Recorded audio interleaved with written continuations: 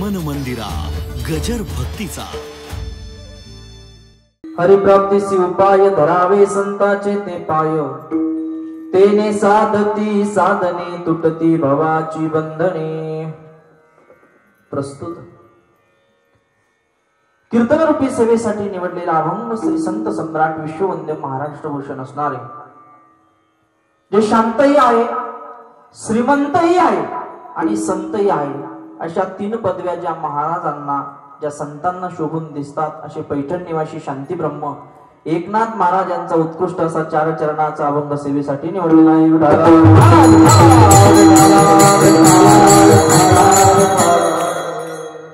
मायबापू सज्जनो, नाथ महाराज या अभंगामधून आम्हाला सांगतात, गड्या तुम्हाला जर देवाची प्राप्ती करून घ्यायची असेल, भगवंताची जर प्राप्ती करून घ्यायची असेल, कर्तुम अन्यथा कर्तुम, ज्या भगवान परमात्म्याची शक्ती आहे त्या देवाला जर प्रसन्न करून घ्यायचं असेल तर डायरेक्ट देवाकडे जाऊ नका, अगोदर कुण्यातरी संतांचं त्या ठिकाणी पाय धरा, संतांची सेवा करा।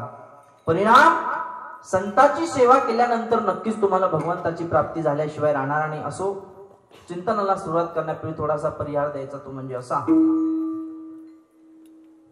भगवान श्री ज्ञानोबरायांचा हा 725वा समाधी सोहळा आणि त्या सोहळ्यानिमित्त आपल्या या चारी भावंडाच्या जन्मभूमीमध्ये चालत असलेला अखंड हरिनाम सप्ताह ज्ञानेश्वरी पारायण सोहळा, गाथा भजन, भागवत कथा, हरिपाठ, हरिकीर्तन आणि सकाळी त्या ठिकाणी काकडा भजन, आणि आजची चौथ्या दिवसाची कीर्तन रूपी सेवा माझ्यासारख्या एका छोट्या महाराजाकडे आली।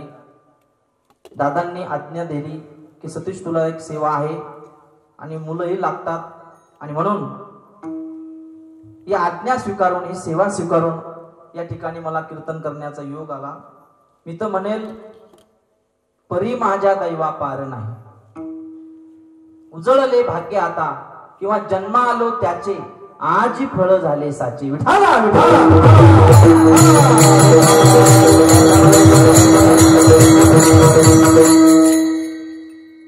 ज्या भूमीमधून शिक्षण घेऊन 1 वर्ष 2 वर्ष का होईना गुरुजींची सेवा घडली, कीर्तन काय, प्रवचन काय, वारकरी संप्रदाय काय हे माहिती नव्हतं, पण जिथून सुरुवात झाली, जिथून पाया रचला, त्याच भूमीमध्ये मागच्या वर्षी 7 दिवस रामकथा करण्याचा योग आला आणि याही वर्षी त्या ठिकाणी कीर्तन सेवा करण्याचा योग आला। मी माझं परम भाग्य समजतो।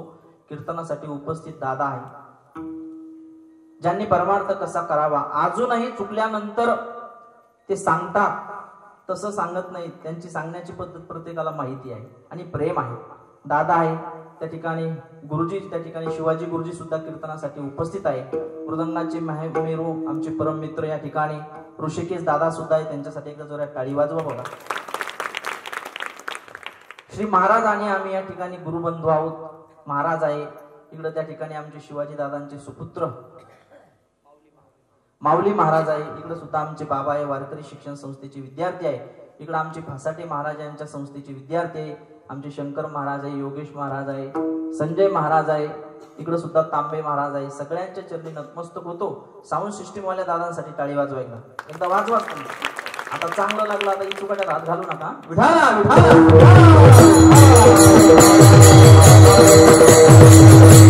माता भगिनी पुरुष मंडळी सगळ्यांच्या चरणी नतमस्तक होतो। सेवेला त्या ठिकाणी सुरुवात करतो। सर्वांगाचे कान करून कीर्तन ऐका। मी जास्ती वेळ कीर्तन करणार नाही, मला त्या ठिकाणी सर्व माझ्या मित्रमंडळींनी सांगितलं 10:30 पर्यंत आपलं कीर्तन। बोला बोला, कीर्तनाची वेळ किती आहे? बोलत चला, मला बोलत कीर्तन करण्याची सवय। असं मेलेल्या मुर्द्याच्या माणसाला आले असं बसू नका, फ्रेश बसा। कीर्तनाचा टायमिंग किती आपला? बोला बोला, 8 ते 10। तुम्ही 9:45 आले बाबा इथून, 8 ते 10 कसा म्हणता? 8:30 ते 10:30 आपली कीर्तनाची वेळ। जास्ती टेन्शन घेऊन बसू नका। 10:30 वाजता तुम्हाला गोदडी हॉस्पिटलमध्ये भरती करणं माझं काम।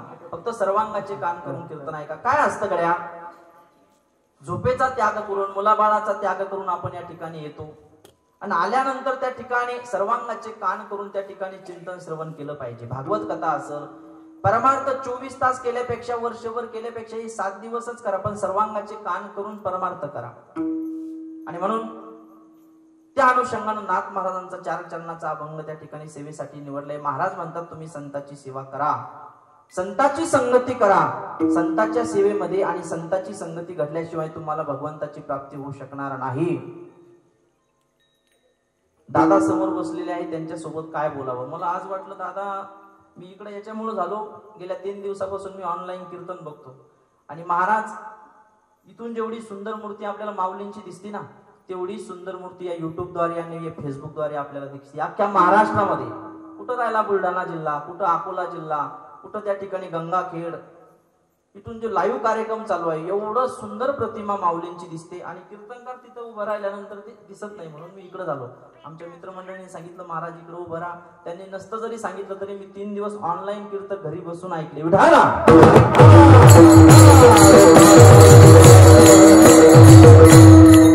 ज्या भूमीमधून आमची सुरुवात झाली, परमार्थ म्हणजे काय, 1-1.5 वर्ष त्या ठिकाणी गुरुजीची साक्षात त्या ठिकाणी सेवा आमच्या हाताने घडली आणि आम्ही आमचं परम भाग्य समजतो. या ठिकाणी आम्ही राहायचो. छोटीशी धर्मशाळा होती, अजूनही आठवतं. एक आजी त्या ठिकाणी स्वयंपाक करण्यासाठी होत्या, दादा राहायचे. खूप खूप त्या ठिकाणी गुरुजींनी प्रेम करावं विद्यार्थ्यावर. बाळा कशासाठी आला रे? गुरुजी मला मृदंग शिकायचा आहे. गुरुजी मला त्या ठिकाणी कीर्तनकार व्हायचंय. गुरुजी मला भागवत कथा शिकायची. गुरुजी म्हणायचे ती शिक्षण या ठिकाणी दिल्या जात नाही. अगोदर इथं काहीतरी सेवा घडावी लागल, सेवा करावी लागल. म्हणून आम्ही त्या काळामध्ये आपल्या त्या ठिकाणी शेतामध्ये खुरपण्याचं काम करायचो. ढोरांना त्या ठिकाणी गुरांना चारा आणण्याचं काम करायचो. गाडी होती, बैल होते. गुरुजीच्या काळामध्ये सेवा घडली आणि तेच कार्य आम्हाला वाटत होतं शिवाजी गुरुजी की वक्ते बाबा गेल्यानंतर या महाराष्ट्राचं कसं व्हावं. पण आजच्या 1 तासाच्या अनुभवातून आलं, वक्ते बाबा जरी गेले तर आमच्यासाठी दुसरे परफेक्ट व्यक्तिमत्व आहे दादा, कुणालाच भीत नाही. आणि मी पुढे बोलणारच आहे. महत्वाचा विषय, काही गरज नाही जाळोनी संसार बैसलो अंगणी, जसे तुकोबरायांनी केलं ना गड्या, तसाच परमार्थ गुरुजी आणि दादा करत आहे.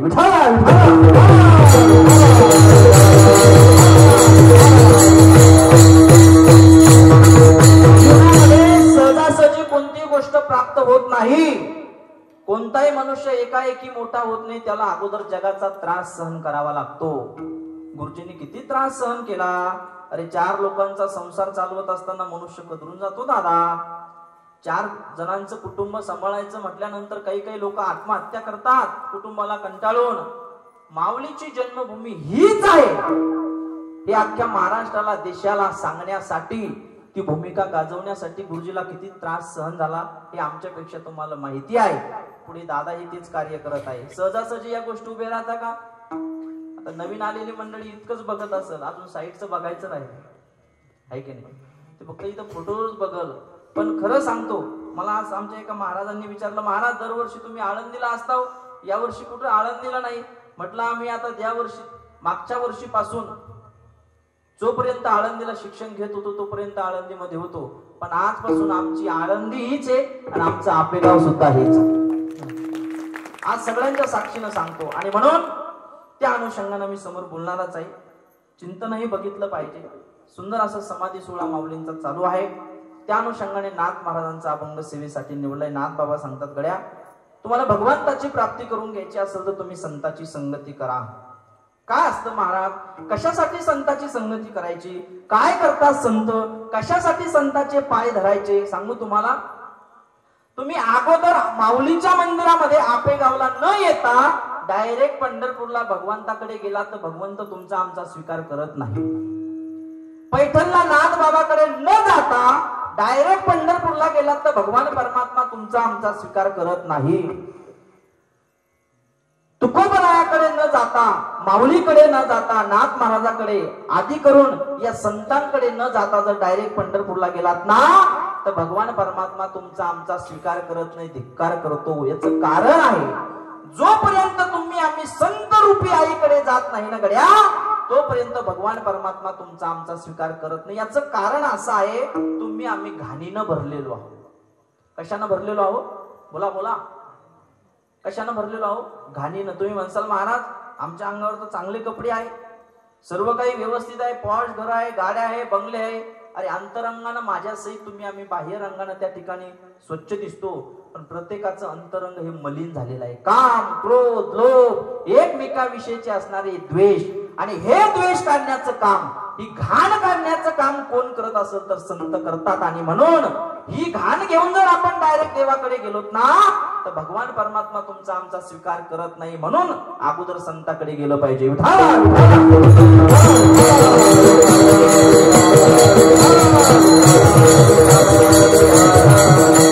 संत रूपी आई तुमची आमची घाण साफ करते, तेव्हाच भगवंत रूपी बाप तुमचा आमचा स्वीकार करतो. घरातलं उदाहरण घ्या. माया हो, तुमच्या घरामध्ये छोटा मुलगा असेल, छोटा मुलगा, एखादा मुलगा जर सकाळी सकाळी घाणीनं भरला तर त्याची घाण साफ करण्याचं काम कोण करतं? बोला बरं, बोला बोला. तुम्हाला मुलं झाले नाही का? झाले नसले तर मला वटीत घ्या, तुमची संपत्ती माझ्या नावाची करून द्या. मुलं झाले का? कोण साफ करतं? सांगतोच उदाहरण. भजन करा. काय झालं? एक सुंदर असं गरीब कुटुंब होतं आणि वारकरी मनुष्य होता बिचारा. सकाळी सकाळी नित्यनेम होता, 4ला उठायचं, काकडा भजन करायचं, स्नान झाल्यानंतर मारुतीरायाचं दर्शनासाठी जायचं. काकडा भजन वगैरे झालं, घरी आला, स्नान केलं, आणि स्नान केल्यानंतर परत मारुतीच्या मंदिरामध्ये सकाळी 6 वाजता गेला. गेल्यानंतर त्याची पत्नी बिचारी घरामध्ये किचन रूम मध्ये भांडे घासण्याचं काम करत होती, आणि काम करत असताना त्यांचा 1-1.5 वर्षाचा मुलगा झोपेतून उठला. आईला माहित नाही माझं बाळ झोपेतून उठलं. त्याचे वडील तर मंदिरामध्ये गेले होते, नवे कपडे घालून गेले होते, सुंदर. आई घरामध्ये काम करत होती, आणि काम करत असताना तेवढ्यामध्ये त्या ठिकाणी तो मुलगा उठला. आता माया हो, सकाळी सकाळी छोटे छोटे मुलं झोपेतून उठल्यानंतर लय सुंदर दिसतात का बरं ते? नाही, गंगा यमुना नाकातून आलेल्या सर्व ती बाज म्हणा, क्वाट म्हणा, बागा इथं खाली आणलेली, ओल्ल झालेला मुलगा, आणि रडत रडत रडत रडत तो मुलगा आईकडे न जाता तो मुलगा बाहेर ओट्यावर येऊन त्या ठिकाणी उभा राहिला. सूर्याचे प्रतिबिंब त्याच्या चेहऱ्यावर पडले. आईला माहित नाही माझा मुलगा झोपेतून उठला. तेवढ्यामध्ये बाप, मंदिरामध्ये गेलेले वडील बाप घरी आले. घरी आल्यानंतर बापाने पॉश कपडे घातले होते, नवीन ड्रेस घातला होता, गावाला जायचं होतं. बस बापाला वाटलं पहिल्यांदा त्या ठिकाणी, अर्थातच सकाळी सकाळी माझ्या मुलाची आणि माझी भेट होत आहे. का संताकडे जायचं अगोदर याच्यासाठी सांगतो. बापाला वाटलं मुलाची आणि माझी भेट होत आहे. मुलगा सुद्धा बापाकडे हात करू लागला. ओ पप्पा, ओ बाबा, मला घ्या, माझा स्वीकार करा. बापालाही वाटलं जावं, मुलगा आहे ना, घ्यावं. पण बाप जवळ गेल्यानंतर बापाला दिसला तो मुलगा घाणीनं भरलेला आहे. नाकामधून घाण, डोळ्याला चिपड, घाणीनं भरलेला आहे. बाप जवळ गेला आणि बाप त्याच्यावर धावला. मायाव, मला सांगा, बाप जर मुलावर धावला तर मुलगा कुणाकडे पळत जातो? आजीकडे, मावशीकडे, बोला बोला, आईकडे जातो. संत म्हणजे आई आहे दादा. ज्ञानोबराय म्हणजे तुमची आमची आई आहे. तुकोबराय म्हणजे तुमची आमची आई आहे ना. तो मुलगा रडत रडत रडत रडत आईकडे गेला. आईचं काम चालू होतं बिचारीचं. सकाळी सकाळी दुसऱ्याच्या शेतामध्ये जायचं होतं ना कामासाठी. ए मा, ए आई, ए मा, माझे बाबा माझ्यावर रागवले. मला वाटलं त्यांनी माझा स्वीकार करावा, मला घ्यावं, म्हणून मी त्यांच्याकडे हाका मारायचो, आवाज द्यायचो, पप्पा, ओ बाबा, मला घ्या. पण आईला तो मुलगा घाणीनं भरलेला दिसला. जसा बाप रागावला मायाव, तशी आई रागवल का? आई म्हणते का, जा बाळा, तुझी घाण मी साफ करत नाही, जाय तुझ्या पप्पाकडे? नाही. तुम्हाला खरं सांगू, कसा जरी मुलगा असला ना, कसा जरी, आईचं त्याच्यावर प्रेमच असतं. ऐसी कळवळ्याची जाती करी लाभा विन प्रीती.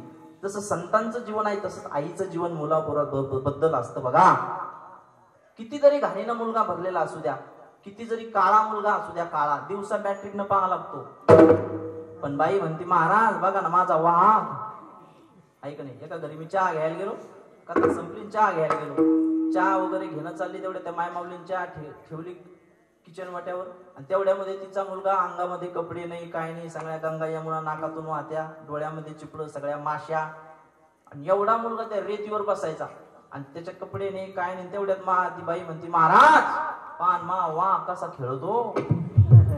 बाईल म्हटलं, मावशी, तुला जर वाटत असं सतीश महाराज तुझ्या हातचा चहा प्यावा तर चहा घेपर्यंत तुझ्या वाघाला हात सुद्धा लावू नको.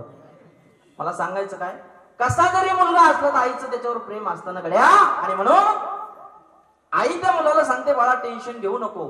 आई हातातलं काम बाजूला ठेवते, त्याला संपूर्ण स्वच्छ करते, सुंदर असं स्नान घालते, कुमकुम तिलक लावते, जॉन्सन बेबी साबणानं, डव साबणानं त्याला स्नान घालते. आणि त्याचा बाप त्या ठिकाणी आता पेपर वाचत बैठक रूम मध्ये बसलेला असतो. ऐका बरं, का संताकडे जायचं? संत म्हणजे तुमची आमची आई आहे गड्या, भगवान परमात्मा म्हणजे तुमचा आमचा बाप आहे, आणि संतांची आणि देवाची तुम्ही आम्ही लेकरं आहोत. आईनं सांगितलं, बाळा टेन्शन घेऊ नको, सुंदर असं स्नान घातलं, सुंदर असा पोशाख घातला, कुमकुम तिलक केलं, कपाळावर गंध लावला, आणि दुसऱ्याची दुष्ट लागू नये म्हणून काळावर एक काजळाचा टिपका दिला. आणि आता तो मुलगा खेळत खेळत खेळत खेळत खेळत खेळत बाप बैठक रूम मध्ये बसला होतात ना, बापाजवळ येऊन उभा राहिला. आणि बापाजवळ आल्यानंतर आता बापाचं लक्ष त्याच्याकडे गेलं. आणि बाप म्हणतो, ए बाळ्या, चल चल चल चल. केव्हा? आईच्या मार्फत स्वच्छ होऊन आलेला मुलगा, दुर्गंधी घाण करून आलेला मुलगा. तेव्हा त्या ठिकाणी बापाकडे बाळ्या बघतो. परत बाप म्हणतो, का रे बाळ्या, 5 मिनिटापूर्वी काय दिसत होता तू? काय होता असं तू? काय झाला असं तू? आहे का नाही? कोरोनामध्ये काय होता असं तू? आता काय झाला असं तू? आणि म्हणून बाप म्हणतो, बाळ्या चल चल चल चल. बाळ्या बघतो, एकदा झालं, दोनदा झालं, परत बाप म्हणतो, बाळू चल चल. बाळ्या म्हणतो, हा आता मी येणार नाही बाबा. जेव्हा मला तुमची गरज होती तेव्हा तुम्ही मला घेतलं नाही, कारण मी घाणीनं भरलो होतो. माझ्या जीवनामध्ये माझी आई आली, परिणाम माझ्या आईनं माझी संपूर्ण घाण साफ केली. जे मला पाहिजे होतं ते मला भेटलं. बाबा मला आता तुमची गरज नाही. आईच्या मार्फत सुंदर होऊन आलेला मुलगा आता जसा म्हणतो, बाबा मला तुमची गरज नाही, तसं माऊलीच्या मंदिरामध्ये संत रूपी आईकडे आणि माऊलीकडे या. संत रूपी आई आणि माऊली तुमची आमची घाण साफ करल. तुम्हा आम्हाला जे पाहिजे ते देतील. माऊलीकडे जे पाहिजे ते भेटत असल्यानंतर पंढरपूरला जाण्याची गरज काय? म्हणून नाथ बाबा सांगतात, देवाकडे गेल्यापेक्षा अगोदर तुम्ही काय करा? संत रूपी आईकडे जा. संत रूपी आई तुमची आमची जोपर्यंत घाण साफ करत नाही तोपर्यंत विटेवरला भगवान परमात्मा तुमचा, जोपर्यंत संत रूपी आईकडे मनुष्य जात नाही तोपर्यंत भगवान परमात्मा तुमचा आमचा स्वीकार करत नाही. माया हो, कारण का? तर तुम्ही आम्ही घाणीनं भरलेलो आहोत, आणि संत रूपी आई तुमची आमची घाण साफ करण्याचं काम करते. आणि म्हणून आमच्या महाराजांनी सुंदर प्रमाण दिलं, टाळी वाजवली पाहिजे. काय असतं? एक दाब भेटतो, पण त्याच्यासाठी अंतःकरण सुद्धा मोठा असायला पाहिजे. इथं जर तुमचा मुलगा गात असला तर तुम्हाला किती आनंद झाला असता, आहे की नाही? बरोबर आहे की नाही? इकडच्या लाईनीतले मुलं मला वाटतं आपेगावचे, गावातलीचे आहे ना, गावातले आनंद वाटला बरं का, गावातली मुलं उभी.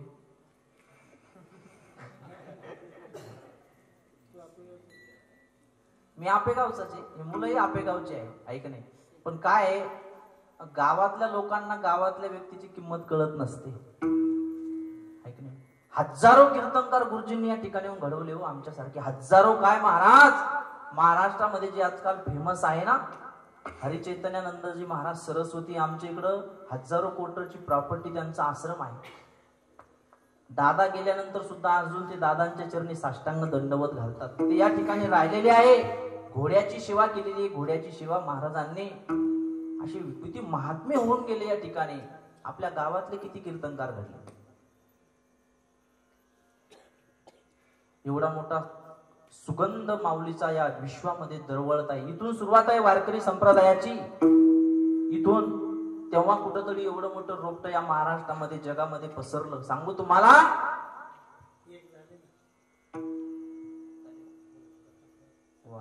एक कथाकार आणि कीर्तनकार झाले, त्यांच्यासाठी जोरात टाळी वाजवा एकदा.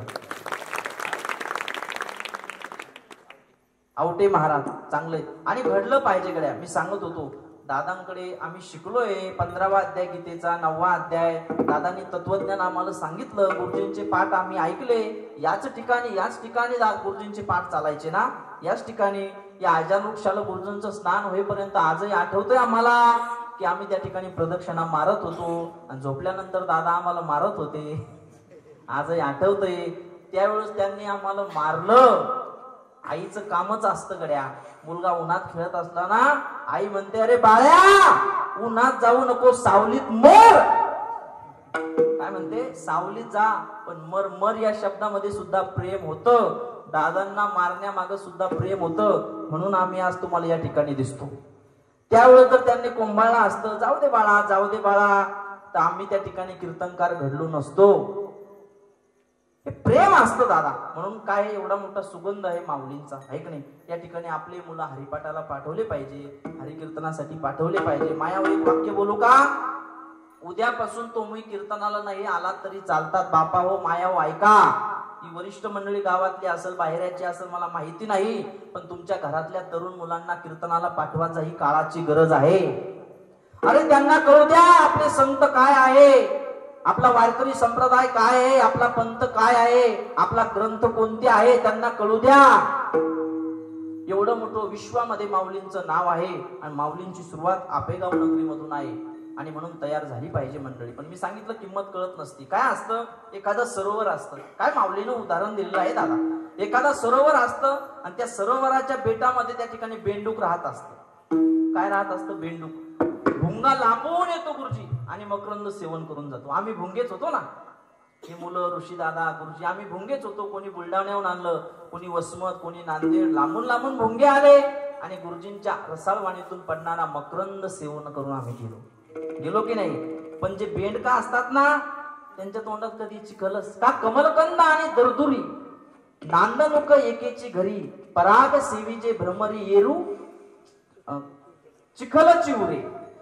गुरुजीच्या मुखारवंदातून पाठ ऐकले, श्रवण केलं, सेवा घडली, परिणाम गुरुजींच्याच आशीर्वादानं आणि दादांच्याच कृपेनं आमचं नाव अख्ख्या महाराष्ट्रामध्ये आहे. हे कळालं पाहिजे. आता जर महाराजांनी चाल म्हटली, किती सुंदर गायलं, तर असं एखाद्या मायमावलीलाही वाटतं माझाही मुलगा असाच गाणारा आणि गावा, पण तो निघतो पिणारा. त्याचं कारण आहे ना, या ठिकाणी आपण त्यांना आणत नाही ना. विठाला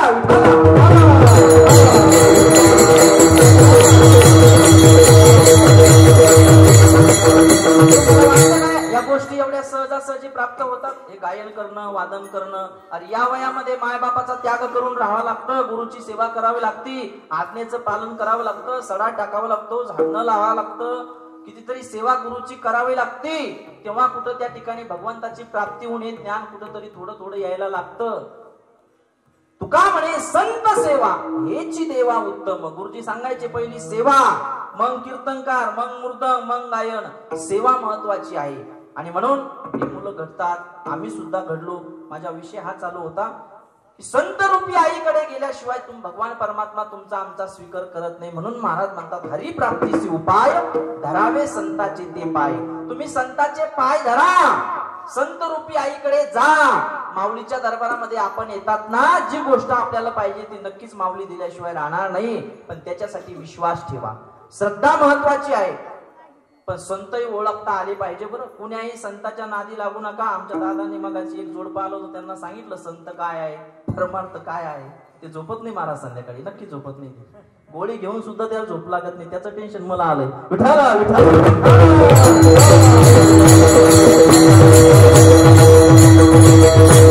टेन्शन आलं म्हणजे मला नंतर कळलं ते आमचे पाहुणे आहे म्हणून. याचं टेन्शन आलं. विठाला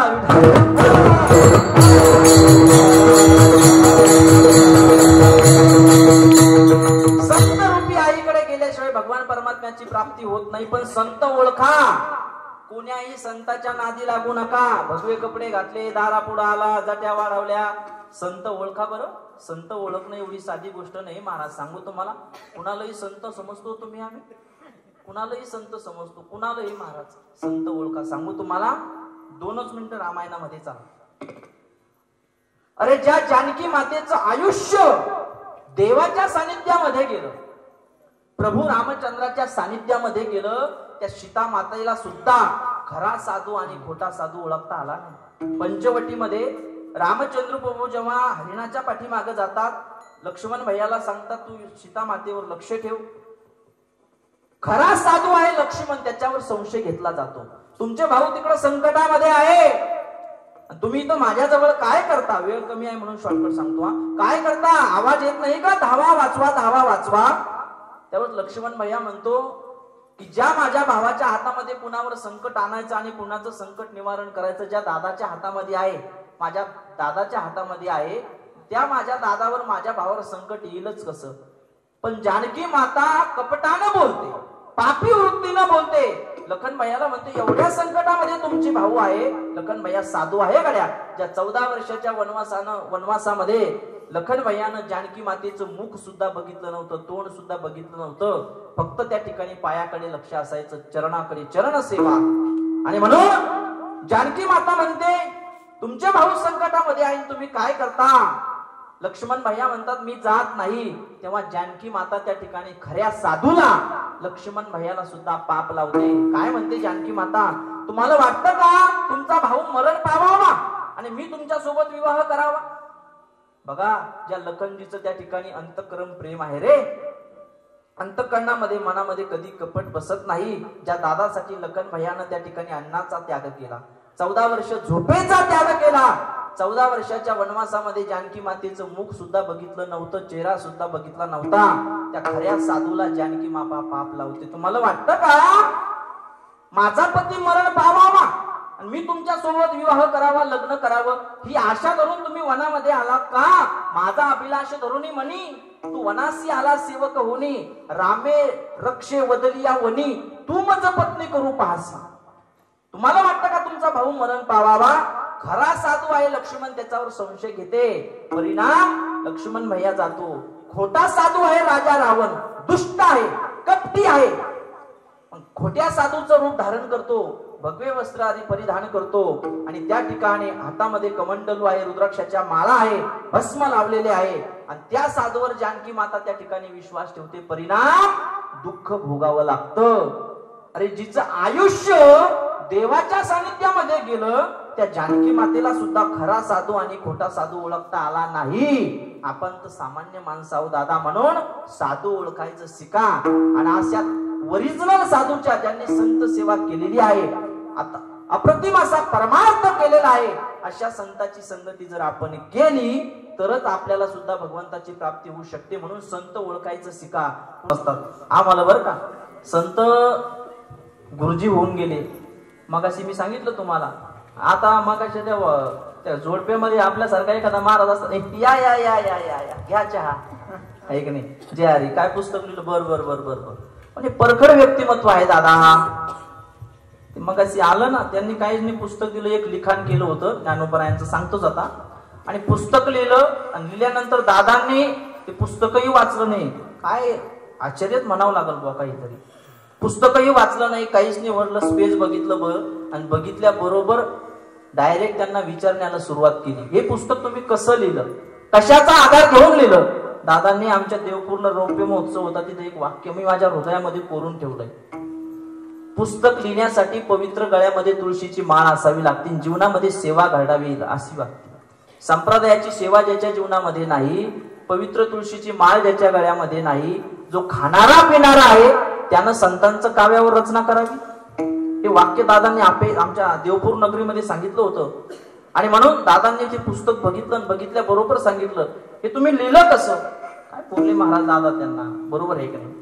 म्हणजे त्यांनी नुसतं सांगितलं, दादा म्हणे नेमकं माऊलीची जन्मभूमी कोणती आहे. त्याच्या तोंडातून मला वाटतं काहीतरी शब्द निघला, आळंदी. आळंदी. दादांना जेच बोलणं सुरुवात केलं, त्याला वाटलं इथून जातो कधी आपण. या भूमी आहे हे पटवून देण्यासाठी दादांनी भूक लागली होती महाराज त्यांना, पण 1 तास घातला. 1 तास तसा घातला नाही, त्यांच्या अंतःकरणातला जो संशय होता तो दूर केला. दूर केल्यानंतर सुद्धा काही राग आला असं, पण दादांनी सांगितलं या भूमीमध्ये अन्नदान घेऊन जा, भोजन करून जा. गोड तोंडानं तो मनुष्य निघून गेला. आणि तो ग्रंथ लिहिला होता ना, दादा म्हटले असे ग्रंथ मी वाचत नाही. ज्यांना माझ्या भूमीवर विश्वास नाही, ज्यांना माझ्या माऊलीचं जन्मस्थान हेच आहे, आशावर ज्यांचा विश्वास नाही, अशा घरी मी पाणी सुद्धा पित नाही. हा जीवनामधला मोठा त्याग आहे. तुमच्या आमच्यासाठी आहे दादा, तुमच्या आमच्यासाठी. फक्त काय आहे जीवनामध्ये. एक असंच दादांबरोबर आम्ही मुक्ताईनगरला गेलो होतो आणि ते दर्शनासाठी गेलो होतो. एक साधू महात्मा चांगदेवाच्या मंदिरामध्ये, आणि तो असं सांगू लागला की हे क्षेत्र जे आहे म्हणे, याला पंढरपूर पेक्षा महान कीर्ती याची आहे. दादाने त्या जागेवर चूप केलं. दादा होते, अरे म्हणे तू तुझ्या भूमीचं वर्णन किती कर, पण पंढरपूरच्या भूमीचं वर्णन कमी करू नको. आमच्यासारखे महाराज लोक असते ना, जाऊ द्या म्हटलं आपल्याला काय करायचं, आपण आपलं कीर्तन करायचं, बुक्का लावला पाकिट घेतलं चाललं. स्वार्थी लोक आम्ही झालो दादा. विठ्ठल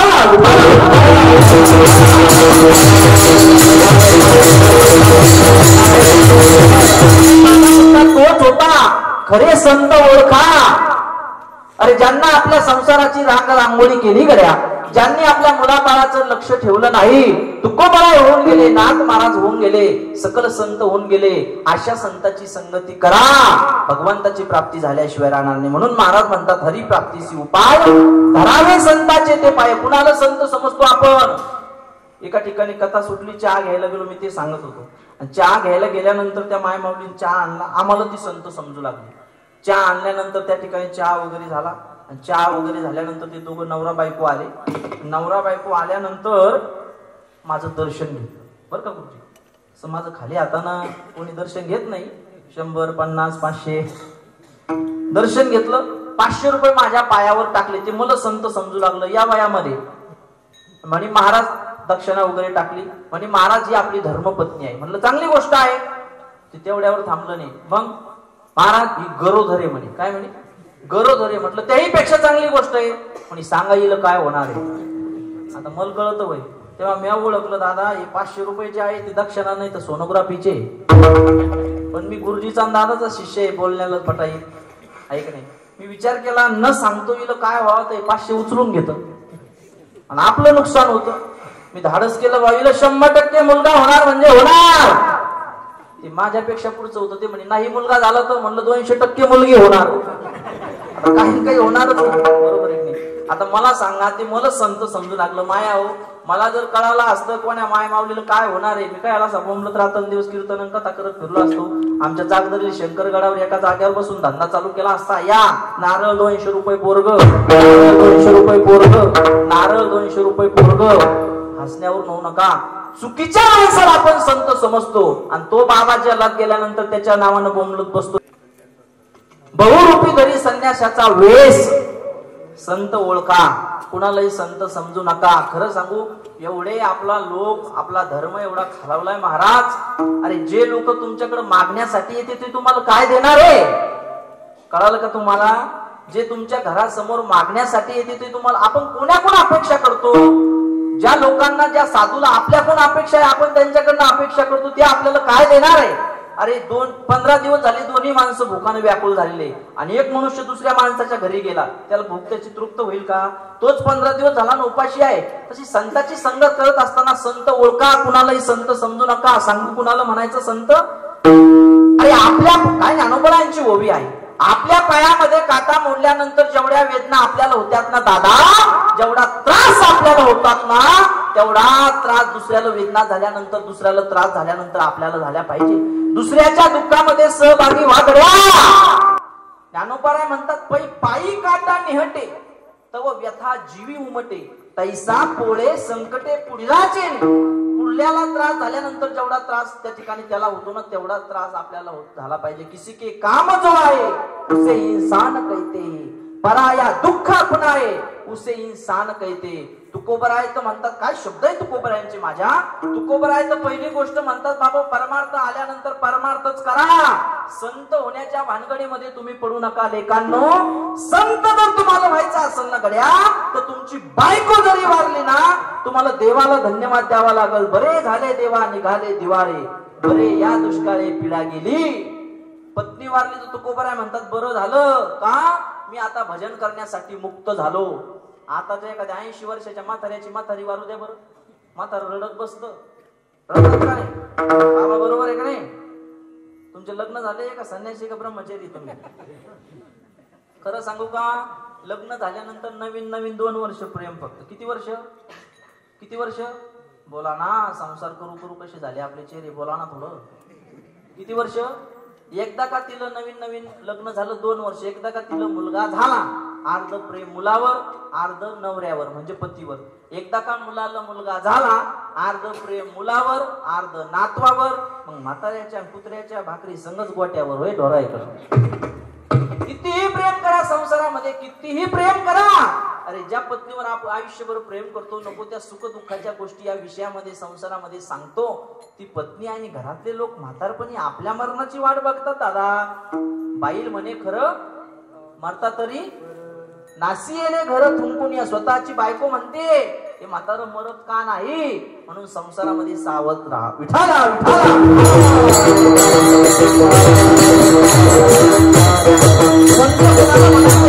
तुकोबरायची पत्नी वारली तर म्हणतात बरं झालं. अरे याही पुढे तुकोबराय म्हणतात तुम्ही परमार्थ करा, पण आम्ही जसा परमार्थ केला ना, आम्ही जसे संत झालो ना, अशा संत होण्याच्या भानगडीमध्ये तुम्ही पडू नका. अरे तुमची फजिती होईल. तुकोबराय म्हणतात तुका म्हणे तुम्ही आई कार्य कानी आमुचे नाचणी नाचू नका. आम्ही जसे नाचलो ना, आम्ही जसा परमार्थ केला ना, असा जर तुम्ही करण्याचा प्रयत्न करताना लेको तर नक्की तुमची फजिती झाल्याशिवाय राहणार नाही.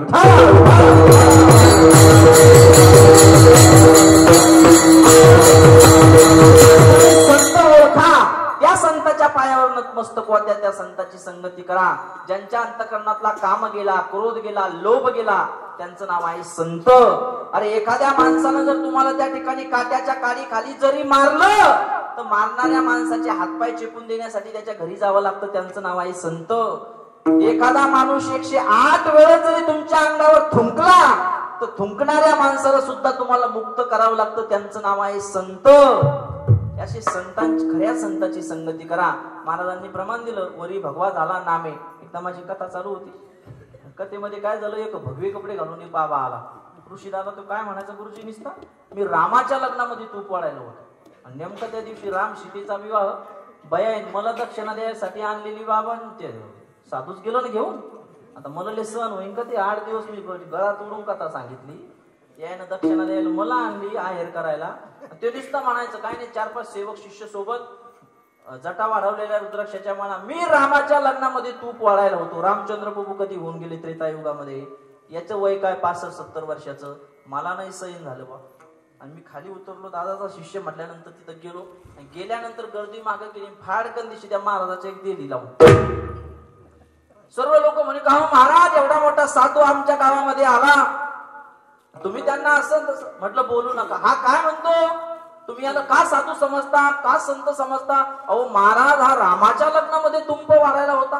तूप माहिती का तुम्हाला? तूप आम्हाला काय भाव आहे तुपाचे आम्हाला माहित नाही, आम्ही फुकटचं खातो. 800 रुपये किलो आहे की नाही. तो म्हणायचा मी ते तूप वाढायला होतो, त्याला म्हटलं तूप वाढायला होता म्हणून तुम्ही याला संत समजता. पण ऐका ना, मी याला का मारलं?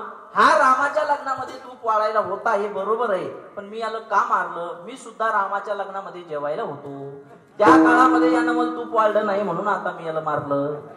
कळालं का? कोणालाही संत समजू नका, संत सुद्धा ओळखता आला पाहिजे. आणि अशा संताची संगती केल्यानंतर महाराज म्हणतात नक्कीच भगवंताची प्राप्ती झाल्याशिवाय राहणार नाही. आणि म्हणून महाराज म्हणतात संताचे पाय धरा. पण महाराज कोणी संताची संगती केली हो आणि कुणाला भगवंताची प्राप्ती झाली? भजन करा सांगतो विठ्ठल.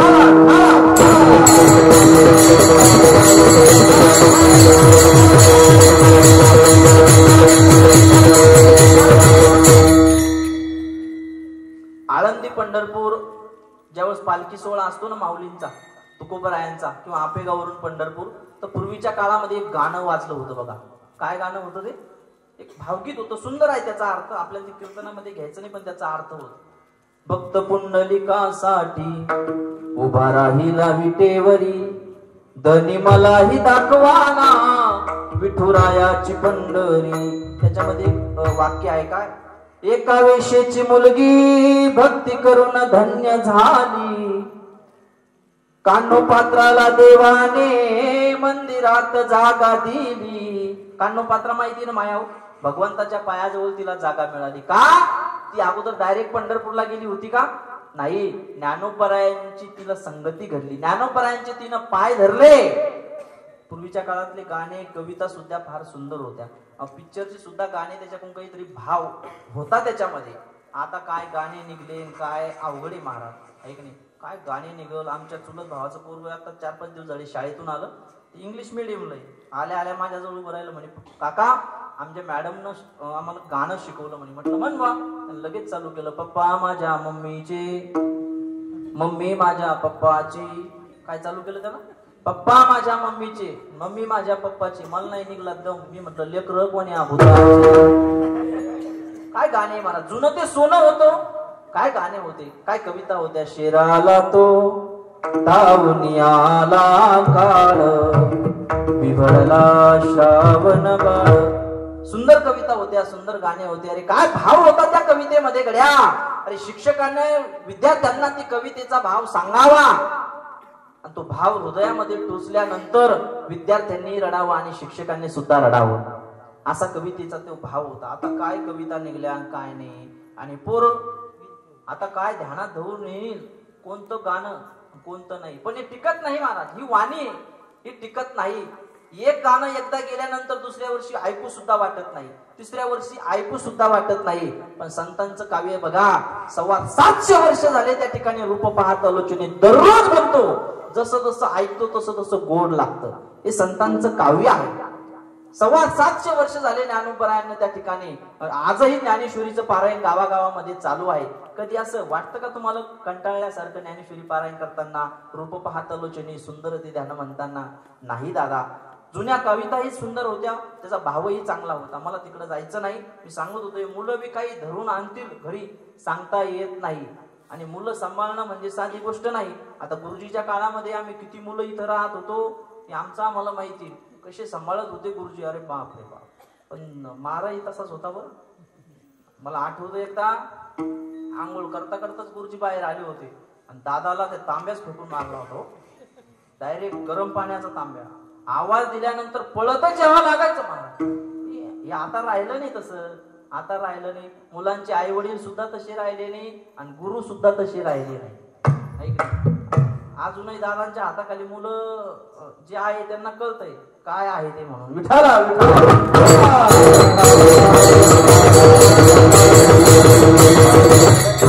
हे मुलं आम्हाला शिकवतात. कारण त्यांचं काय असतं, आई वडिलांचा लाड भरपूर झाला, त्रास नको, मुलगा तर शिकला पाहिजे. काही काही लोकांना वाटतं मुलगा आल्यानंतर 6 महिन्यातच कीर्तनकार झाला पाहिजे. लोकांच्या ह्या अपेक्षा झाल्यात. घरी 1ली ते 8वी पर्यंत गुरुजी त्याला काहीच येत नसतं आणि मग त्याला वाचता येत नाही, लिहिता येत नाही. 6 महिने संस्थेत टाकलं तिकून फोन येतो, वाचतो का आमचा मुलगा, कीर्तन करतो का आमचा मुलगा. इथं का मशीन आहे का त्याला? बरोबर बुद्धी ज्ञान घालायला ते अवघडी महाराज. पोरं काय बोलतील काय चालतील. एक पोरग 8 दिवस झाले गुरुजी शाळेतच गेलं नाही. ना थोडं फ्रेश करतो. किती दिवस झालं माया हो? 8 दिवस झाले शाळेतच गेलं नाही. आणि शाळेत गेलं नाही म्हणून त्या ठिकाणी त्याचे शिक्षक त्याला बघायला आले. उन्हाळ्याचे दिवस होते आणि आल्यानंतर बाजेवर मुलगा बसला आणि बसल्या बसल्या त्या ठिकाणी त्याच्या आजोबानं सांगितलं, अरे बाळ्या 8 दिवस झाले 15 दिवस झाले लेका तू शाळेत गेला नाही, स्वतः शिक्षक तुला बघण्यासाठी आले, लप. त्या मुलानं सांगितलं, बाबा मला लपण्याची गरज नाही, मी 1.25 महिन्याची सुट्टी काढून आलेलो आहे, तुम्ही लपा. म्हातारा म्हणजे मी का लपू? पोरानं सांगितलं, बाबा मी शिक्षकाला मास्तरला सांगितलं माझा आजा मेला, आम्हाला सुतक असल्यामुळं आम्ही 1.25 महिना शाळेत येत नाही. तुम्ही त्या मास्तरला दिसू जिवंतपणे पोरान म्हातारा मारलं ना. लहान लहान पोरं का कमी आहे का? लहान लहान 2-2, 3-3 वर्षाचे. आता मग IPL चालू होतं ना, मी कीर्तनानं आलो आणि मला की मॅच बघायची होती. आमच्या भावाचं पोरग त्या ठिकाणी टीव्हीवर, ते पोरांना काय आवडतं लहान लहान मुलांना, आता मोठू पतलू. मी रिमोट घेतलं त्याच्याकडून, ते रडू लागलं. रडत असताना जोऱ्या जोऱ्यात रडू लागलं. रडत असताना म्हटलं बा 5 मिनिटं पाहिजे वगैरे आणि रिमोट ठेवून देईल. त्यानं काही तेवढं ठेवलं नाही. 5 मिनिटं टीव्ही बघितली, रिमोट ठेवलं, ते घरामध्ये जेवण्यासाठी गेलं. म्हटलं आता बस टीव्ही आपल्याच ताब्यात. रिमोट घेतलं, ते चॅनल बदलतो, चॅनलच बदलं ना. टेबलवर हाण, भीतीवर हाण, काहीच जमना मग काय करावं. तेवढ्यात ते आलं. म्हटलं का रे बाळा, रिमोट कसं काय बदलं ना? हा म्हणजे तुम्ही धोत्र घालता कीर्तन करता म्हणजे सगळं झालं का?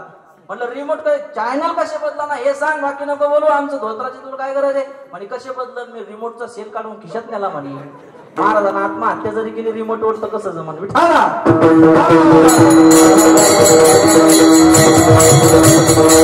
सांगायचे मला, एका वेशेची मुलगी भक्ती करून धन्य झाली. कान्होपात्राला देवाने मंदिरात जागा दिली. 16.5 वर्षाचं वय होतं कान्होपात्रेचं गड्या. तिच्या आईचं नाव होतं श्यामा नायकीन. वेश्येचा तिचा व्यवसाय होता. सूर्यासारखं कान्होपात्रेचं तेज होतं. कुरळे केस होते, धनुष्यबाणासारख्या भोया होत्या. आईनं सांगितलं, अगं आपला वेश्येचा व्यवसाय मी तर कंटाळे, हा व्यवसायी परंपरा तुला चालवायची आहे. त्या कान्होपात्रेनं सांगितलं, आई हे काम मी करणार नाही, मला माझा उद्धार करून घ्यायचा आहे. आणि म्हणून त्या ठिकाणी कान्होपात्रा ज्ञानोबाच्या संगतीमध्ये जाते. ज्ञानोबाराय सांगतं, कान्होपात्रा तुझा जर उद्धार करून घ्यायचा असेल तर चालत चालत पंढरपूरला चल. ज्ञानोबाराय सोबत ती कान्होपात्रा त्या ठिकाणी पंढरपूरला जाते. आणि गेल्यानंतर त्या ठिकाणी ज्ञानोबाराय सांगतात, या ठिकाणी भगवंताच्या मंदिरामध्ये त्या गाभाऱ्यामध्ये चिंतन कर, भजन कर. जोपर्यंत तुझ्या शरीरामध्ये प्राण आहे तोपर्यंत देवाचे चरण तू त्या ठिकाणी सोडू नको. त्या ठिकाणी कान्होपात्रा रात्रंदिवस चिंतन करते, भजन करते. रात्रंदिवस भजन करत असताना त्या ताब्यामध्ये कर्नाटकाच्या त्या ठिकाणी ताब्यामध्ये पंढरपूर होतं. म्हणून म्हटलेलं आहे, कानडावो विठ्ठलू कर्नाटकू. त्या ठिकाणी बिदरच्या बादशाहचे काही सेवक पंढरपूर मध्ये येतात.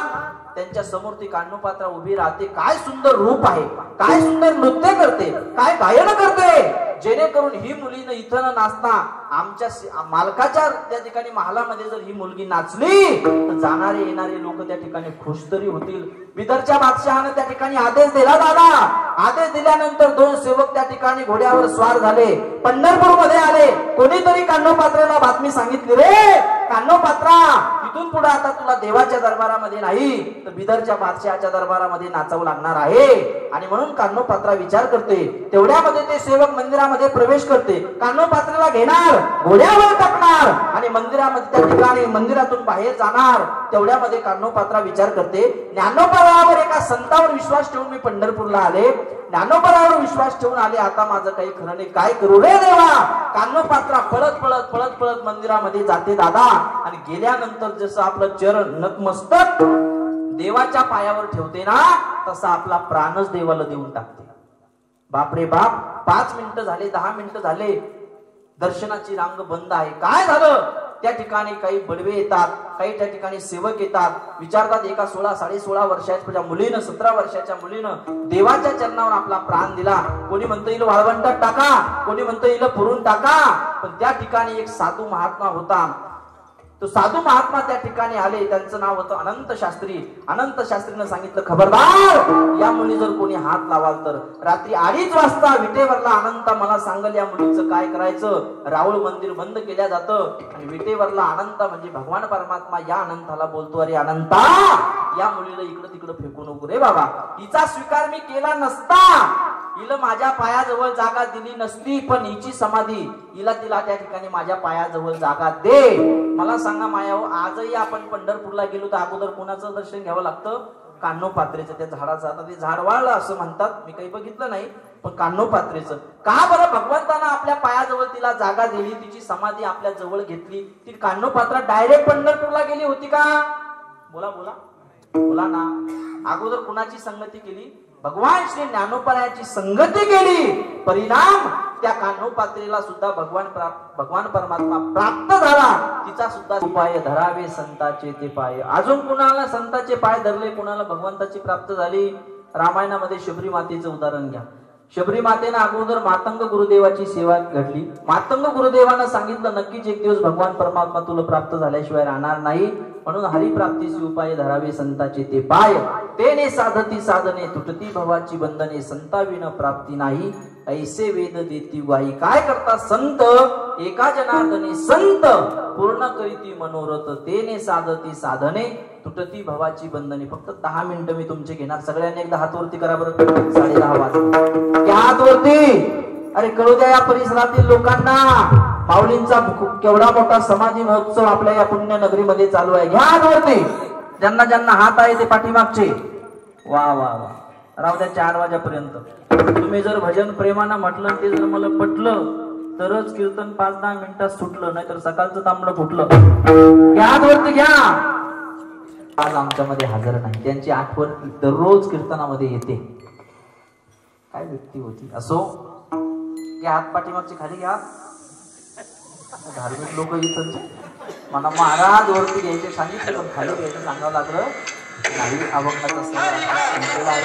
अल्पशा बुद्धीप्रमाणे जसा या अभंगाचा अर्थ असेल, एक संतांचं वर्णन करावं या अनुषंगाने अभंगाचा भावार्थ तुमच्या समोर मांडला. थोडं दादा आणि गुरुजी समोर बसले असं थोडं बर्डन येतच. बाहेर कीर्तन करणं वेगळं असतं आणि थोडं आहे का नाही.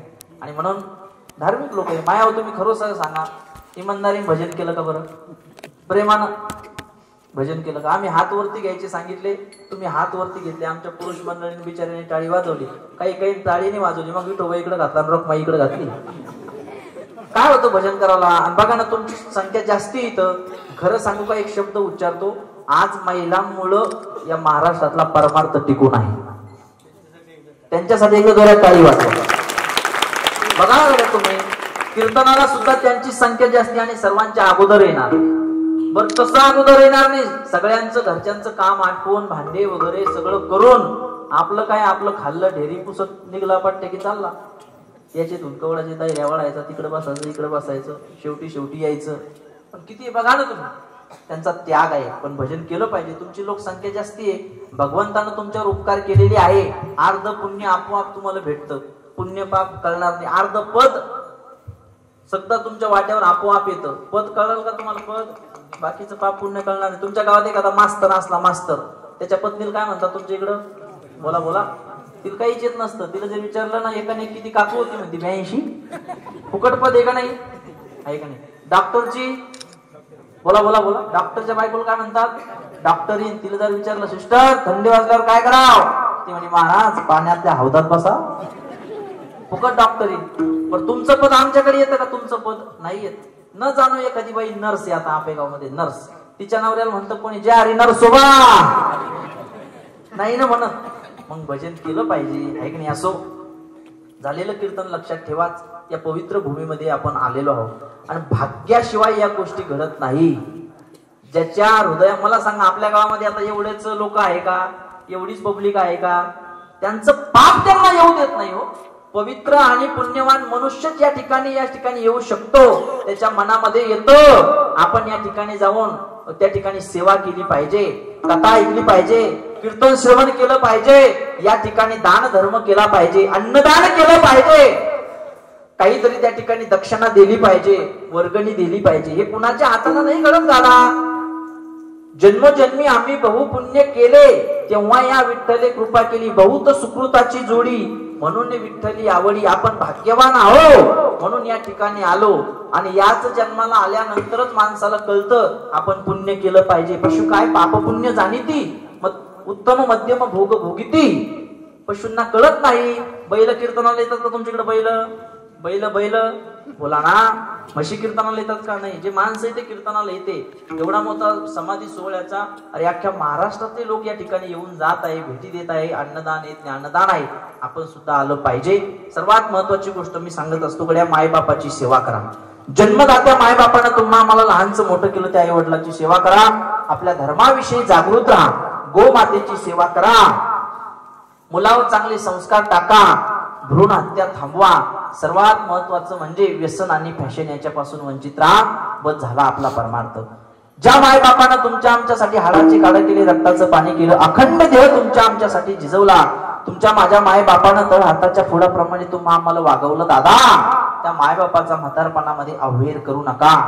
मायाव मला सांगा, म्हातारपणामध्ये जर तुमच्या माहेरातली आई गेली, माय गेली, तर माहेरचं नातं संपलं की नाही सांगा? कोण आहे मायबाप गेल्यानंतर गड्या आपलं माहेरामध्ये? अरे ती 80 वर्षाची माय माहेरामध्ये जिवंत असू द्या. गड्या शपथ घेऊन सांगतो माऊली समोर, 80 वर्षाची तुमची माय जिवंत असू द्या, माहेरामध्ये आई जिवंत असू द्या, आणि त्या माय माऊलीची 65 वर्षाची 60 वर्षाची मुलगी तिच्या घरी माहेरी जाऊ द्या. जात असताना जोपर्यंत माहेरातली माय जिवंत आहे ना माया हो तुमची, तोपर्यंत तुमची पिशवी कधीच खाली येऊ देणार नाही.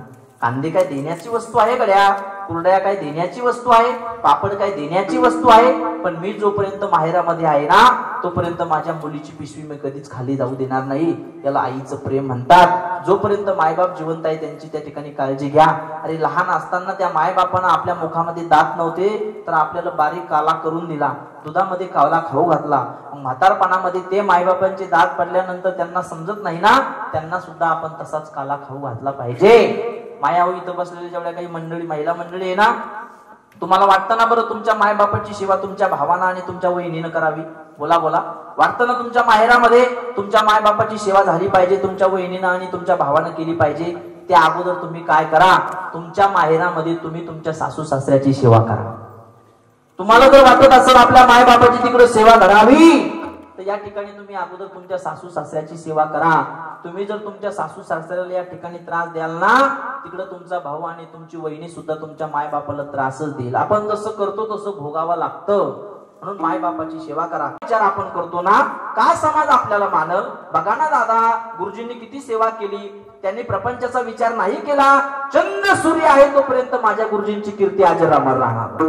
चंद्र सूर्य आहे तोपर्यंत प्रपंचाचा विचार केला नाही दादा. ज्यांनी स्वतःच्या प्रपंचाचाच विचार केला त्यांच्या घरामध्ये त्यांचे फोटो सुद्धा लागले नाही. चार भिंतीतल्या आतल्या लोकांचा विचार करू नका. आपलं समाजासाठी काय कार्य आहे, आपलं देशासाठी काय कार्य आहे, आपलं गावासाठी काय कार्य आहे याचाही विचार त्या ठिकाणी केला पाहिजे. म्हणून त्या ठिकाणी हिंदू धर्माविषयी जागृत राहा. महत्वाची गोष्ट म्हणजे त्या ठिकाणी आपल्या मुलाबाळावर चांगले संस्कार लावा. माया हो, कलियुगामध्ये तुम्ही तुमच्या मुलाबाळासाठी किती संपत्ती कमवली लक्षात ठेवा. सावधान, कलियुग फार भयंकर आलंय गड्या.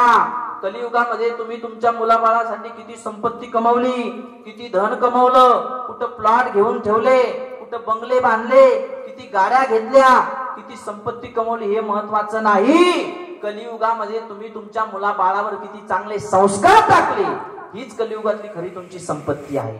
खरं सांगू, चांगल्या मुलाबाळासाठी संपत्ती कमवून ठेवण्याची गरज नाही.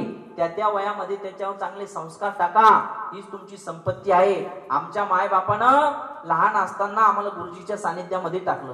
त्या ठिकाणी आळंदीमध्ये काही वर्ष भगवानगड या ठिकाणी शिक्षण घेत असताना दुसऱ्याचे साल महिने घालून त्या ठिकाणी आम्हाला या ठिकाणी पाठवलं. आणि म्हणून गुरुजी सारख्याची संगती आम्हाला पहिल्यापासून लागली, दादा सारख्यांची संगती लागली. आमच्या मायबापानं संपत्ती कमवून ठेवली नाही. आज ज्या क्षेत्रामध्ये आम्ही कीर्तन करतो ना, त्या क्षेत्रामध्ये माझ्या मायबापाला सकाळी कळालं माझा मुलगा त्या ठिकाणी कीर्तन करण्यासाठी चालला. माझ्या मायबापाच्या डोळ्यामधून अश्रू आले. एवढ्या समाजामध्ये कीर्तन करत असताना बघितल्यानंतर त्यांना जो आनंद होईल त्याच्यापेक्षा माझ्यासाठी मोठी श्रीमंती कोणती आहे? कोणती आहे? अरे श्रीमंती आणि काही सोबत येत नाही. तुम्ही तुमच्या मुलाबाळावर चांगले टाकलेले संस्कार. माझे वडील गावात एक नंबर दारू पिणारे होते दादा. दादांना माहिती आहे, एक नंबर दारू पिणारे होते. जेव्हा आपे गाऊन माळ घालून घरी गेलो ना 1 वर्षानंतर, त्या साली माझ्या वडिलांना माळ घातलेली आज 15 ते 16 वर्ष झाली. वारकरी माझे बाबा. का? हा संगतीचा परिणाम आहे, या भूमीचा परिणाम आहे. पण ज्यांना कळाला त्यांना कळाला.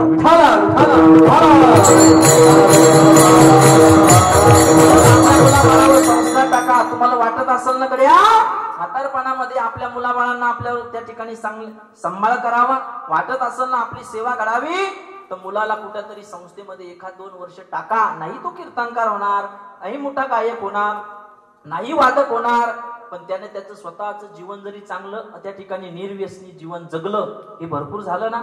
बरोबर आहे की नाही? म्हणून व्यसनाच्या बाबतीमध्ये पुरुष मंडळी आणि फॅशनच्या बाबतीमध्ये महिला मंडळी एवढी फॅशन झाली, एवढी फॅशन झाली, किती फॅशन झाली.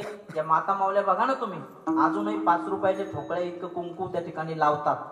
किती फॅशन झाली. काही काही बाया आता त्या भुया काढतात, त्याला कागे मोळ बसत का काय. मी लग्नाच्या अगोदर सांगायचो दादा, पण आमच्याच घरचा बाजारी चकला तर आम्ही याला काय सांगतात. ज्याची त्याची बायको त्याला त्याच्या भाषेमध्ये सांगत असते सुधरून. मृदंग वाजवण्याची बायको म्हणते थापा नका मारू, वारकाची बायको म्हणते तुम्ही केसान माझा गळा दाबला, मास्तरची बायको म्हणते मला शिकू नका, महाराजाची बायको काय म्हणते न सांगितलेलंच बरं आहे का नाही. अवघड आहे. म्हणून आपल्या मुलाबाळावर चांगले संस्कार टाका. ही कलियुगातली तुमची संपत्ती आहे. झालं माझं कीर्तन. शेवट महत्वाची गोष्ट म्हणजे भ्रूण हत्या थांबवा. गर्भातल्या मुलीला मारू नका. माया हो, अरे तो 7 महिन्याचा 4 महिन्याचा गर्भ आपल्या आईला सांगत असतो, आई ए मा, तू जसं जग बघितलं ना तसं मला सुद्धा हे सुंदर जग बघा वाटतं ग. तू 9 महिने 9 दिवस झाल्यानंतर तुझ्या आईच्या पुत्रातून बाहेर आली, जन्म घेतला, हे सुंदर जग तू बघितलं ना तसं मला सुद्धा हे सुंदर जग बघा वाटतं ना. आई मला गर्भामध्ये मारू नको. आई मी मोठी झाल्यानंतर माझ्या लग्नाचं टेन्शन घेऊ नको, मी एखाद्या राजाची राणी होईल, दूर दूर निघून जाईन ग आई. आई मला त्या ठिकाणी गर्भामध्ये मारू नको. सांग ना आई, मला तुझ्याशिवाय कोण वाचवणार. ती मुलगी म्हणते सांग ना, सांग ना आई, मला कोण वाचवणार. तुझ्या विन जन्मासी मज कोण घालणार. दुनियेचा रंग मला कोण दावणार. छान सोनुनीला तुझ्या जन्म कोण देणार. होईन मी जेव्हा राजाची राणी, घेईल भरारी पाखरू होनी, जाईन दूर दूर. आई बाबा रडणार, तुझ्या विन जन्मासी मज कोण घालणार. 9 महिने 9 दिवसांनी झाली जग बघण्याची घाई, वंशाच्या दिव्या पायी नको पण ती विझवाई, उद्या तुझ्या गर्भाची चाचणी होणार ग, मुलगी आहे म्हणून सारे नाक मुरडणार ग, मुलगी आहे म्हणून सारे नाक मुरडणार ग, माझ्या चिमुकल्या कानाला तुझी कुजबुज ऐकू ये, वंशाच्या दिव्या पायी नको पण ती विझवाई, अविचाराने तू ग माझा नको करू घात ग, जन्मभर ठेविलाई मी तुला सुखात ग, मुलगी म्हणत असते कडे ती गर्भातली, जन्मभर ठेविलाई मी तुला सुखात ग, तुझ माझं नशीब तुझ माझी पुण्याई, वंशाच्या दिव्या पायी नको पण ती विझवाई, लेख वाचवा नक्कीच आपला देश वाचल्याशिवाय राहणार नाही, म्हणून मुलीला गर्भामध्ये मारू नका. मी सांगत होतो फॅशनच्या बाबतीमध्ये महिला मंडळी फॅशन करू नका माया हो, एवढी फॅशन झाली एवढी, इथं जेवढ्या मुली बसलेल्या आहे ना, मला रक्ताची बहीण नाही झालं माझं कीर्तन 2च मिनिटं तुमचे घेतो. ताईंनो तुम्हीच माझ्या बहिणी आहे, कोणी मोठ्या बहीण असल कोणी लहान्या असल, या लहान भावाचं ऐका. गड्या तुम्हाला शेतातलं काम करता आलं नाही तर करू नका मुलींनो, शाळा शिकता आली नाही तर शिकू नका गड्या, स्वयंपाक करता आला नाही तर करू नका, भांडे घासता आले नाही तर घासू नका, शपथ घेऊन सांगतो गड्या. पण विठ्ठलासारख्या बापाची आणि रुक्मिणी सारख्या आईची मान समाजामध्ये आपल्यामुळं खाली जाईल असं कधी वागू नका, झाला आपला परमार्थ. अरे आपला बाप गरीब असतो, झोपडीमध्ये राहतो, 2 कलरची चप्पल घालतो, त्याच्या अंगामध्ये बनियन नसतं रे, त्याला त्या ठिकाणी डोक्याला लावायला तेल नसतं, गरीब असतो ना बाप, पण बापानं कमवलेली, गरीब बापानं कमवलेली इज्जत गावामध्ये कोणताच मनुष्य खरेदी करू शकत नाही. पण आपल्या थोड्याशा चुकीमुळं आपल्या बापाला सुद्धा गल्लीमध्ये खाली मान घालून जाण्याची वेळ येते, हे आपल्यामुळं, हे कधी असं कधी वागू नका, झाला आपला परमार्थ. आणि म्हणून आई वडिलांची सेवा करा, गोमातेची सेवा करा, हिंदू धर्माविषयी जागृत राहा, पवित्र अशी तुळशीची माळ गळ्यामध्ये घाला, माऊलीच्या दरबारामध्ये आपण दर्शनाला येतातच. आणि म्हणून झालेली कीर्तन रूपी सेवा याच ठिकाणी थांबतो, पूर्ण विराम देतो. महत्वाचं म्हणजे महत्वाचा विषय सांगायचा राहिलाय, खूप भरपूर अशी मंडळी येणार आहे आणि या वर्षीचा कार्यक्रम एक काही आगळा वेगळा आहे. येत्या 2 तारखेला इथून मागं कधी घडला नाही, पुढं सांगता येत नाही, तो घडला बी तर पुढं तर आपेगावलंच घडू शकल, महाराष्ट्रामध्ये कुठंच नाही. आणि म्हणून येत्या 2 तारखेला माऊलीच्या मुखारविंदावर सूर्यप्रकाश त्या ठिकाणी विराजमान होणार आहे, सूर्यप्रकाश विराजमान होणार आहे. तोही तिथीनुसार या वर्षी मला वाटतं 2 डिसेंबरला माऊलींचा समाधी सोहळा आहे, पुढच्या वर्षी नोव्हेंबरमध्ये येऊ शकतो किंवा डिसेंबरमध्ये येऊ शकतो. त्या स्थितीला मुखारविंदावर त्या ठिकाणी सूर्यप्रकाश त्या ठिकाणी येणार आहे, आगमन करणार आहे. हा सोहळा बघण्यासाठी आपण तर आहेच, पण प्रत्येकानं हे काही आगळं वेगळं असतं गड्या, जिवंत सगळेच जगतात ना. 365 दिवसातून 7 दिवस माऊलीसाठी आपल्याला द्यायचे आहे. संपूर्ण शरीर माझ्या माऊलीनं तुकोबरायानं भगवंतानं तुम्हाला आम्हाला फुकट दिलं ना. आपण आपल्या लेकी बाळींना सांगा, आपण आपल्या पावरा रावण्यांना सांगा, हा सोहळा एकही आगळा वेगळा राहणार आहे. या सोहळ्यासाठी सुद्धा तुम्ही जास्तीत जास्त संख्येनं उपस्थित राहा. भरपूर मंडळी येणार आहे, माझ्या गावातली सुद्धा आमचे अध्यक्ष वगैरे गाडी भरून येणार आहे. शंदूरजन असन, बुलढाणा जिल्ह्यातून गावागावामधून हा सोहळा बघण्यासाठी लोक येणार आहे. तशी त्यांच्यापर्यंत ती बातमी पोहोचलेली आहे. दादांनी मला पेपर टाकले, ते पेपर पूर्ण ग्रुपवर मी टाकले. ती मंडळी या ठिकाणी येणार आहे आणि म्हणून आपणही त्या ठिकाणी सज्ज राहायचं आहे. झालेली कीर्तन रूपी सेवा या ठिकाणी थांबतो, पूर्ण विराम देतो. आई वडिलांची सेवा करा, जी काही कविता म्हटली त्या कवितेचं एक कॅलेंडर काढलेलं आहे, आपल्या त्या भिंतीवर असू द्या. काहीतरी आपल्या भिंतीवर असं काहीतरी चांगलं ठेवलं पाहिजे. भिंतीवर आपण 25-30 हजाराची टीव्ही आणून ठेवली, पण बिघडण्याचं साधन सांगते. हे कॅलेंडर आहे, 20 रुपयाची किंमत आहे, फुकट नाही. म्हणून त्या ठिकाणी ते घेऊन जा, आपल्या मुलाबाळांना कळू द्या धर्म काय, संप्रदाय काय, संत काय, आई वडील काय करतात आपल्या जीवनामध्ये, त्याच्यावर संपूर्ण असं लिहिलेलं आहे. 20 रुपये तुमचे कुठेही निघून जातील, पण आपल्या मुलाबाळांसाठी ते कॅलेंडर घेऊन जा. आज नसन पैसे आणले तर उद्या, आहे का नाही. इथं आमची मुलं आहे, सगळ्यांच्या चरणी नतमस्तक होतो. जे काही चुकीचे शब्द गेले असेल तर दादा समोर बसल्यानंतर विदर्भ भाषेमध्ये फरक असतो, प्रत्येक गोष्टीमध्ये फरक असतो ना. आमच्याकडे कीर्तन झाल्यानंतर असा बदल आहे की सर्वजण कीर्तनकाराचं दर्शन घेतात. तुमच्याकडे कसं काय? वा वा चांगलं आहे. पण अजून असा बदल आहे, खाली हाताने कोणी दर्शन घेत नाही. 100 200 500 हा ती आजी म्हणते कीर्तनकाराकडून घेतात, मग येऊच नका. ही अपेक्षा नाही. तुमचं आम्ही खाल्लेलं आहे. खरं सांगू, या भूमीमध्ये राहिलो आणि तुमचं आम्ही खाल्लं म्हणून आम्ही आज या तीरावर आहे आणि म्हणून आज आम्ही मोठं झालो. माया हो, तुमचे उपकार आमच्या शरीराची चमडी जरी काढली ना, हे आपेगावची उपकार आमच्याकडून त्या ठिकाणी फेडू शकत नाही. तुमच्यामुळे आम्ही इथपर्यंत आहे ना दादा. आणि म्हणून सगळ्यांच्या चरणी नतमस्तक होतो. सेवेला मन मंदिरा गजर भक्तीचा.